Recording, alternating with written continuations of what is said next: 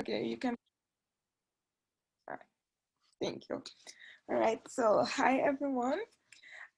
Before we start the panel, would each one of you like to introduce? Sure. I can go first. So my name is Leila, and I'm the Service Learning and Community Partnership Graduate Fellow at the Center for Community Engagement.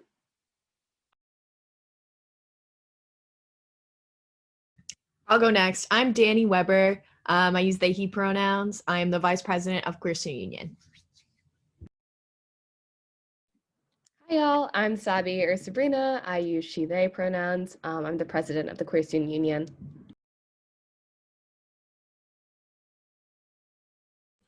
Howdy everyone, I'm Lindsay. I use she, her pronouns. I'm the Treasurer of Queer Student Union. Hello everyone, I'm Carter. I'm the Secretary of a Queer Student Union. Hi everybody, my name is Luz Pimentel and I'm the Community Partnership Scholar at the Center for Community Engagement at Suffolk.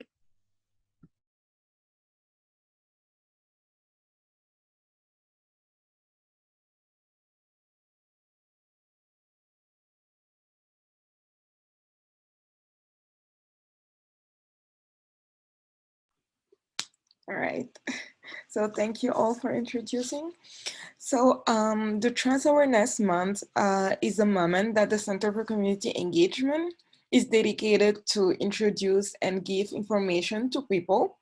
So the goal of Trans Awareness Month is to educate students about trans awareness in our local, national, and global communities, as well as to empower them with the information, tools, and resources of way they can address trans awareness. Some of the learning outcomes that we like to sort of include and hope to get out of once we dedicate this sort of events is to increase awareness and gain an understanding about trans awareness issues surrounding our communities. We'll also discover resources, programs, and organizations that serve transgender populations, and also be able to become self-aware of one's own personal thoughts and assumptions we may have. Sure. So due to COVID-19 this year, so we have been limited to only hosting and participating in virtual events like this panel. However, this by no means will limit the CCE passion to help and educate the Suffolk community. So in the past, the CCE has done a lot of programming, including workshops on gender identity, observing a Trans Day of Remembrance, and doing programming for Trans Awareness Month for the past 5 years. And we would like to begin by thanking our community partners, Sabrina and Danny, for taking your time to really speak to us and for participating and dedicating this time to educate the Suffolk community about trans awareness.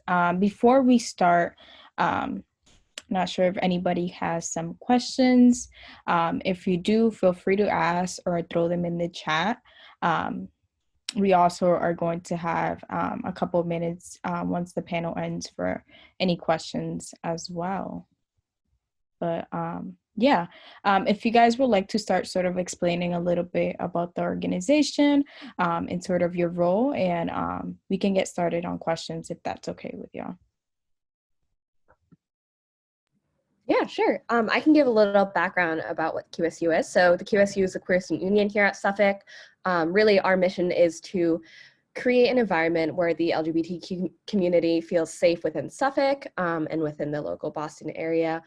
We also celebrate our identity and our diversity through a lot of really fun events. And we know that being a marginalized group isn't always very fun, so we always try to have fun when we come together. And it's a really great safe space for allies and the community to come together.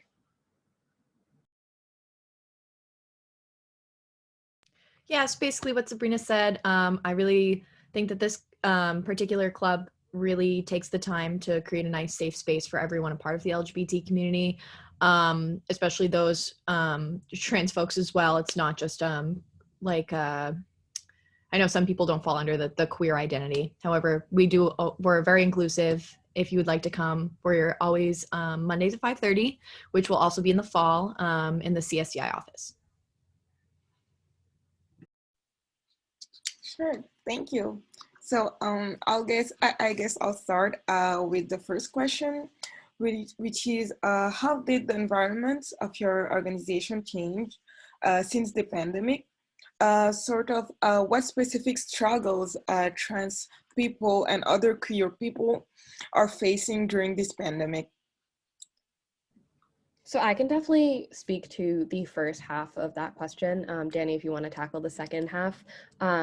So our organization, when the pandemic hit, has changed quite a bit, I would say. We used to have physical meetings up at CSDI. And ever since the pandemic hit, it's been a lot harder on club membership, I think. So it's been harder for members to make it to meetings. And along with that, all of our e-board this year, we're all sophomores. We barely had a year to adjust into Suffolk. So it's really been a learning curve for all of us. And we really appreciate the experience that we've been through, but we do acknowledge that it has been more of a tough year. And to speak to the second part of that question, personally, moving back home from the pandemic was really hard on me. So I can only imagine what others have gone through, especially since college is typically the type of place where people will start to get into their identity. So all of a sudden having to move back home unexpectedly for a long period of time definitely took a toll on a lot of members of the LGBT community, especially those at Suffolk. I also think that it is really important to acknowledge just the levels of how we've had a lot of Zoom fatigue recently, because a lot of people, they do love our club and they love coming and they love the environment and the space and everything. But I think that all of us are really zoomed out at this point. And it's unfortunate because you want to make those connections and understand those around you. But we totally understand, no harm, no foul. And we definitely would encourage anyone to come to our meetings or events. We're very inclusive, you know. Great. Yeah, I definitely agree with the Zoom fatigue part. It's definitely taking a toll on me for sure. Another question is, can you guys tell us a bit of how you became involved with the Queer Student Union? Yeah, so as a high schooler even, I was really involved with queer affinity organizations. As a senior in high school, I was the president of my school's Gender and Sexuality Alliance. So I knew that coming into college that this was something I was going to be on the lookout for, no matter what school I went to. So coming onto campus, this was like the first club that I looked for at the involvement fair. And I was deeply involved in all of the meetings. I loved every second of it. And it ended up landing me a position on the e-board. So I'm really grateful for my time on the QSU on e-board and not on e-board. I had a very similar experience to Sabrina. Unfortunately, my high school was in the South Shore part of Massachusetts. So Marshfield was actually was the last school in the South Shore to have a GSA. And with that being said, it was formed when I think I was I want to say I was a sophomore, I was a junior. And when clubs are first up and coming, obviously they're not going to be as strong as you would hope they would be, even if there's a ton of turnout to events and such sort of thing. That being said, when I came to Suffolk, it was really one of the biggest things. I just wanted to make a sense of community, and a sense of community that was a lot of people from a lot of different backgrounds, because I feel like in that aspect of it, my community was not very diverse. Sorry, my cat is being so needy right now. Sure. Thank you. And if anybody have a question, just feel free to put it in the chat or just unmute. Sure. All right. So the other question that I have is, how does the QSU support queer and trans students on campus, and what are some common issues that these students face? So to be more specific, what kind of programming does QSU do, and what kinds of resources do you have for students? Yeah, so starting off with the programming that QSU does, obviously this year it's been a little more different, a little bit more condensed. We try to offer a lot of programs that either focus on discussing issues that affect the LGBT community. Like we have the Coming Out Day luncheon. We usually have like the president of the university come speak at that. We make a whole day out of that. We have the AIDS quilt usually when campus is open. And we just have a lot of programming that also just highlights the, again, the diversity, the like beautiful diversity of the LGBT community.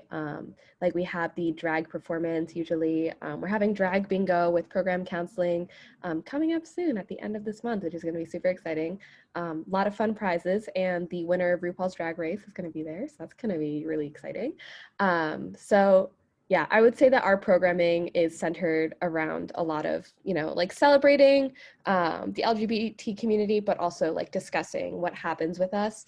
And in terms of resources, I find that the e-board is incredibly knowledgeable on where to go if something happens, especially as someone who was involved with the Student Government Association. I am like very knowledgeable on like, you know, if something happens, this is where you go.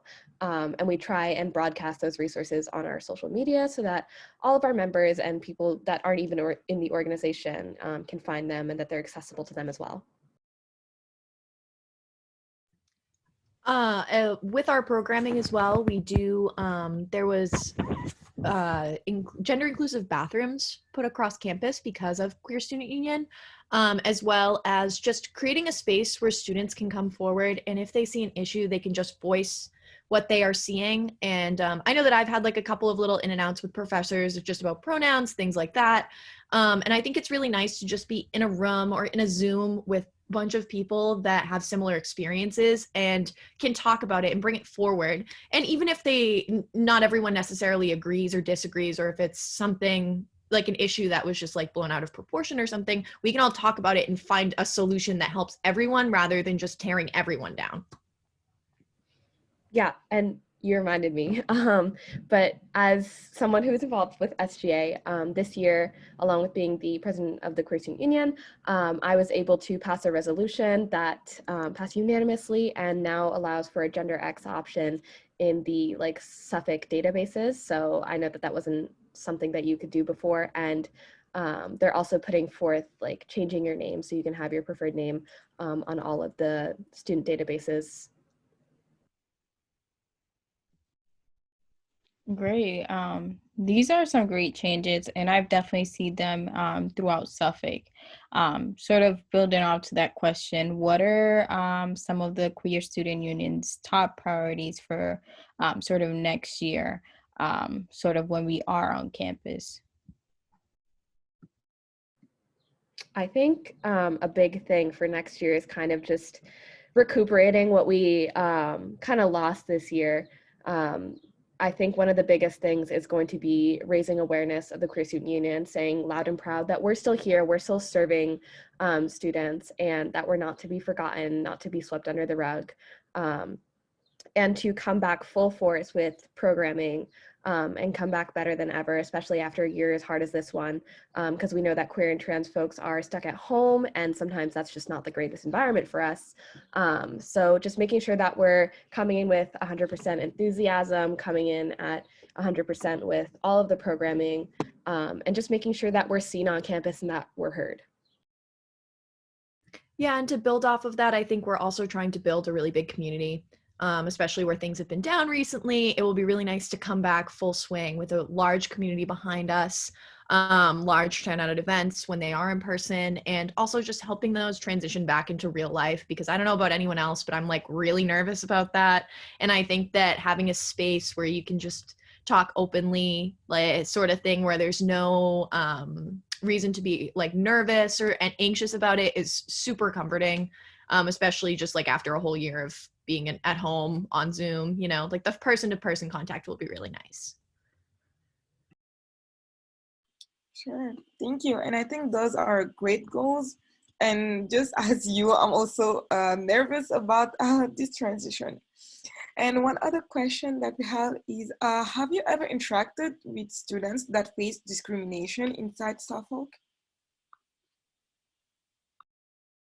I personally can't think of, I mean, I think I personally have been in some few like bias incidents, but I don't think I have met someone else. But I think if I had, I think the resources are known to me, aren't known to everyone. So sometimes people will confide in a friend, and it's really, it's a responsibility as a student leader to kind of point them in the right direction and make sure that what's right happens, and that, you know, things like that don't go unnoticed.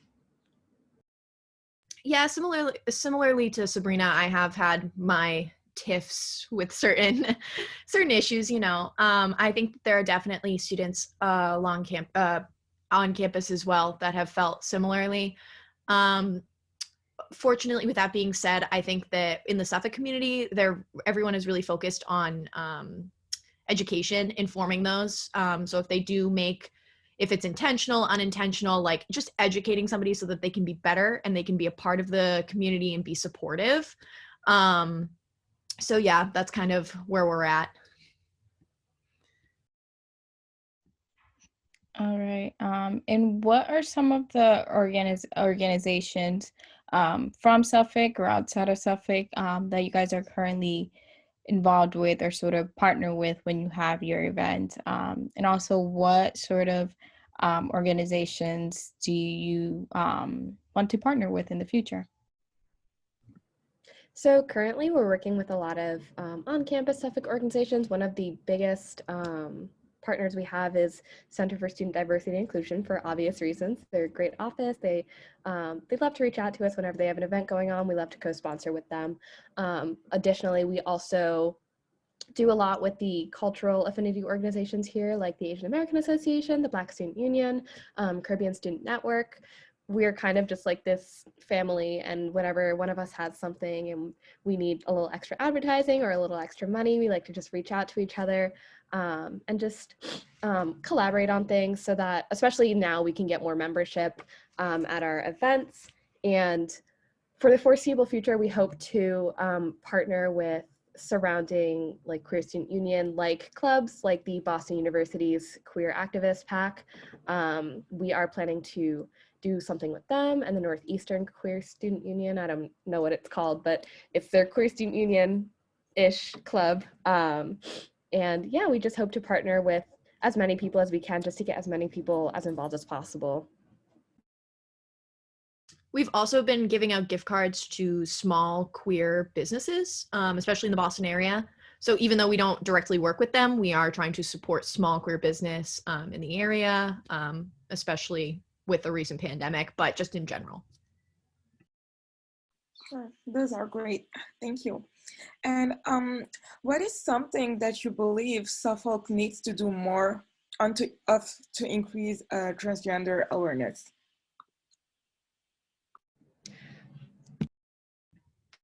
Okay. So personally, I have been seeing a lot of people, pronouns are really big, you know, and it's really great to see pronouns everywhere. But unfortunately for me, I've seen a lot of like just trans people will say their pronouns. And that's kind of like, it singles out the individual. So like they have to announce it to everyone.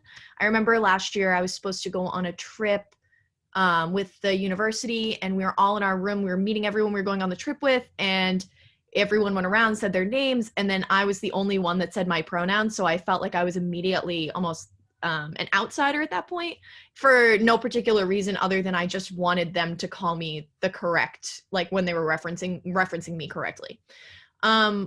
Unfortunately, so it's just little things like that. The inclusive bathrooms are a super nice thing that Suffolk has started with, at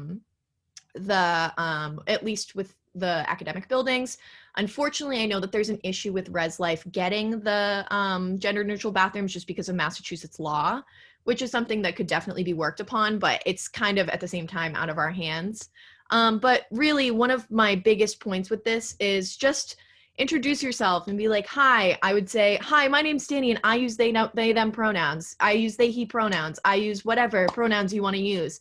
How about you? Make it informal, make it casual. Just try to make sure that you're showing people that if they're trans, if they're not trans, whatever the situation is, you support them regardless, and you want to correctly reference them when you're talking about them?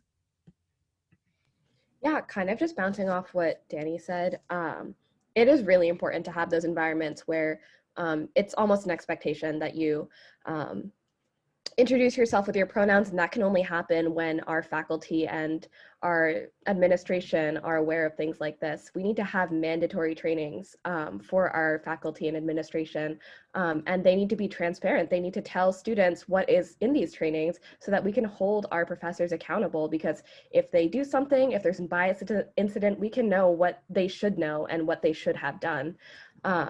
That a big thing for me is just that, teacher trainings, because I find that a lot of the problems with trans awareness comes from the older generation, and that our generation, from my perspective, is just a little more open-minded, a little bit more, a little better with the new things, and that it can sometimes, take our professors a longer time to do things, and that's incredibly frustrating, and it really shouldn't be an excuse, and I think that our university definitely has the means to solve that issue.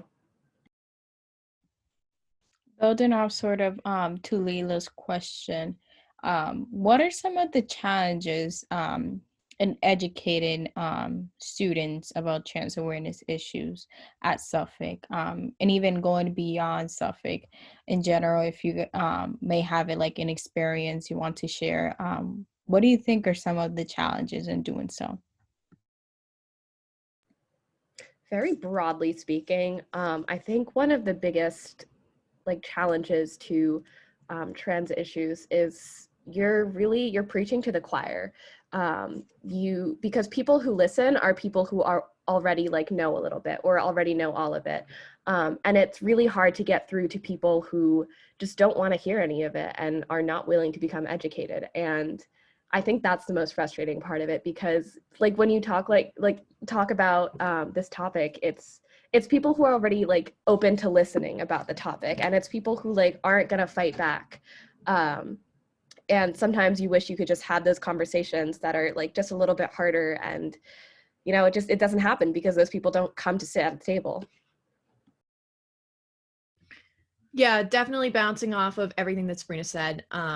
I also think that it gets particularly exhausting when you are the only person standing for your community and speaking up.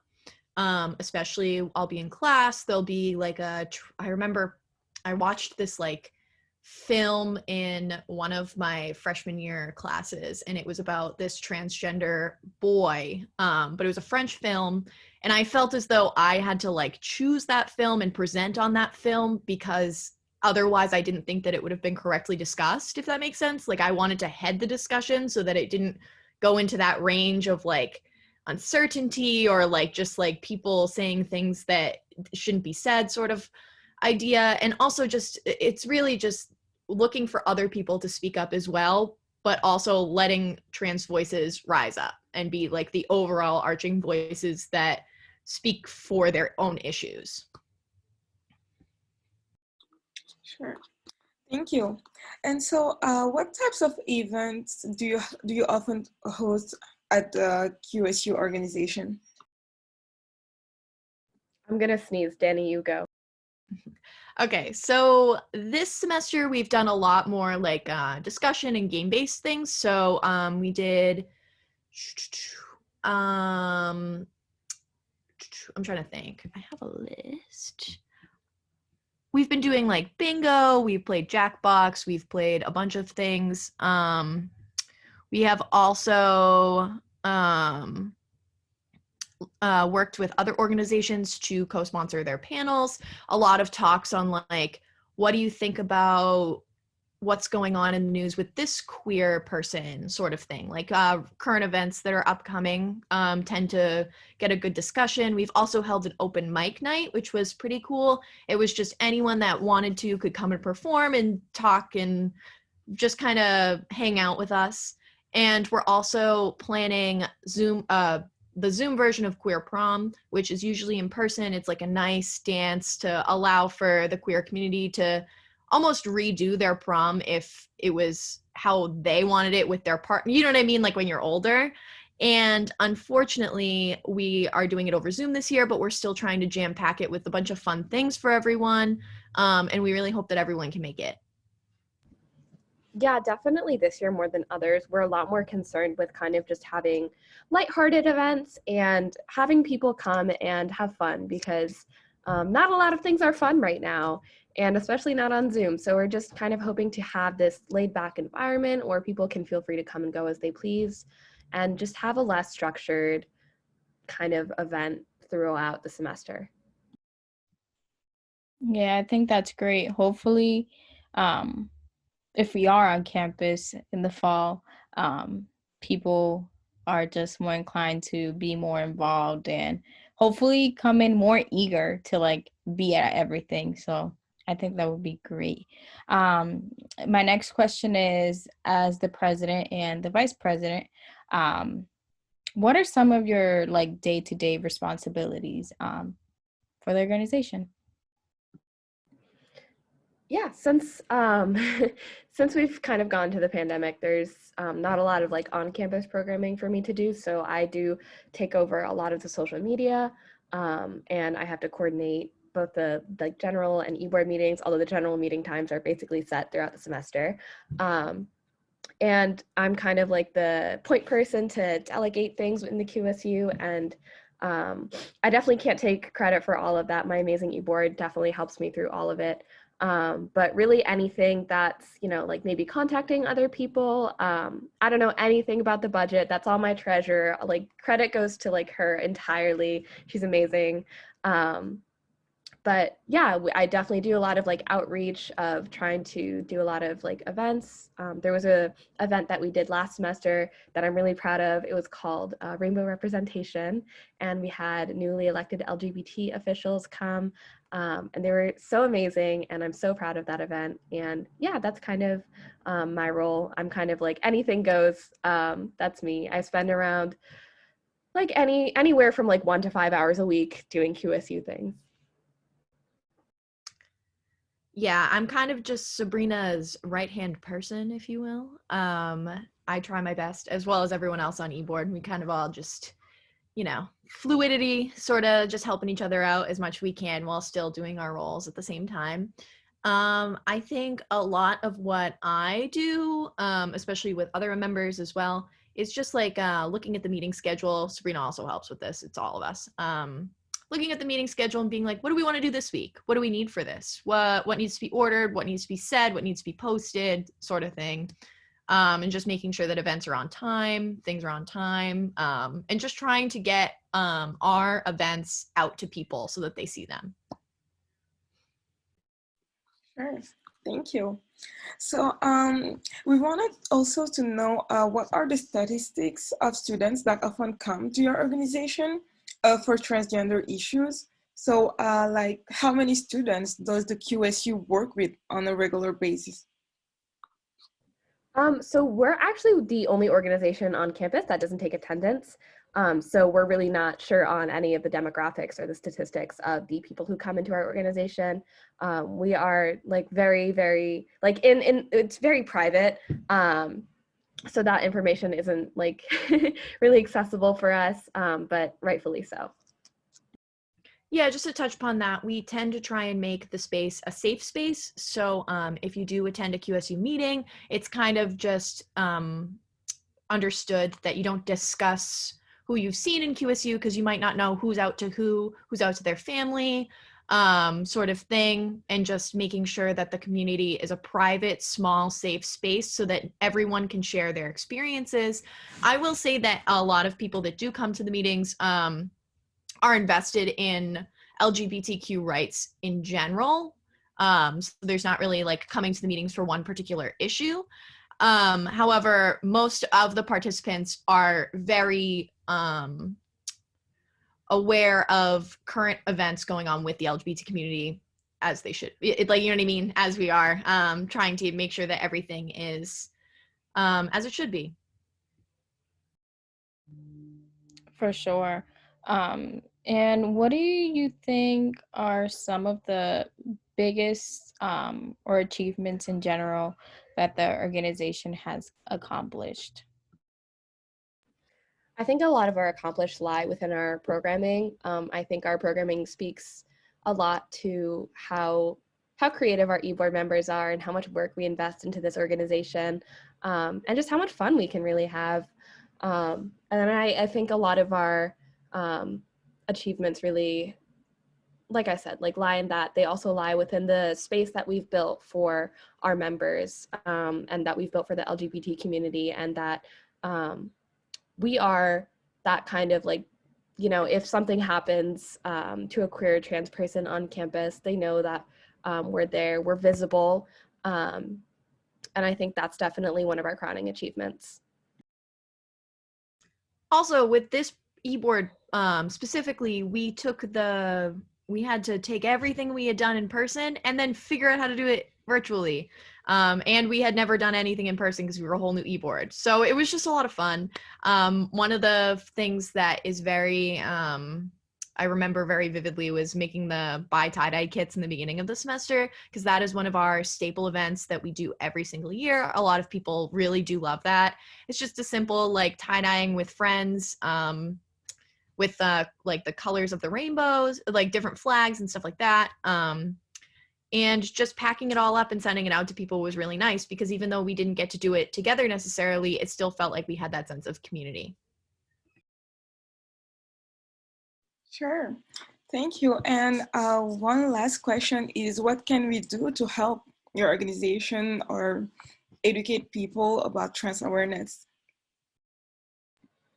I think one of the best things you can do is collaborate with us. Like, this event is wonderful. Thank you guys so much for putting this together. So excited to work with you, and I hope I work with you in the future. But events like this are wonderful because, you know, it's putting queer and trans folks in the spotlight instead of speaking for them. It's widening our platform, and that's really some of the best things you can do. You can also follow our like social medias and amplify our events. That's also great too. But really just don't be afraid to have those conversations. Don't be hesitant to have those conversations, because those conversations where you get uncomfortable, where you don't know anything going into it, that's spaces that you learn in. And also come to our meetings Mondays at 5:30. We would love to see you there. Even if you aren't a part of the LGBT community, but you are an ally, we would love to have you there as well, just to uplift the voices of your fellow peers that are a part of the community. And yeah, just promote us on social media, get our word out there. For sure. Thank you so much. And if Sabrina or Danny can send over the link for sort of the meeting that you guys have on Monday, or I'm not sure if that's listed sort of on the website or social media. Is it the same link for the meeting, or? We have a meeting every Monday, and then we always like post the meeting code on our Instagram. Okay, got it. And then I just have one last question.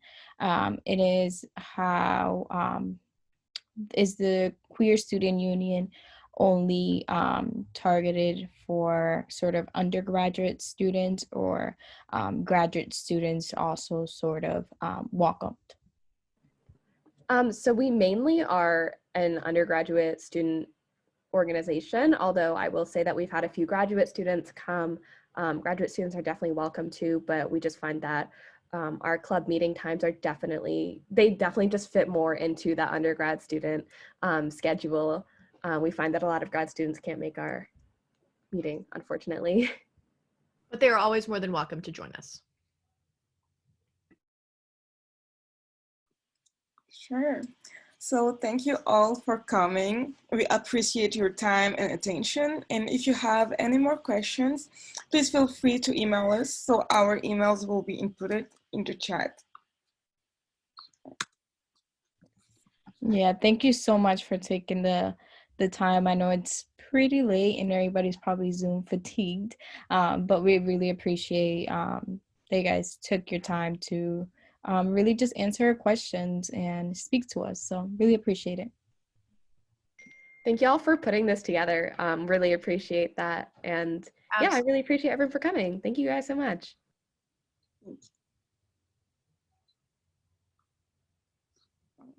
Thank you. And if anyone has questions, you can just email us or email Sabrina or Danny.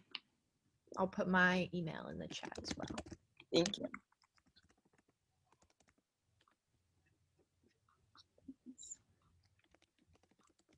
Thank you. All right. Bye.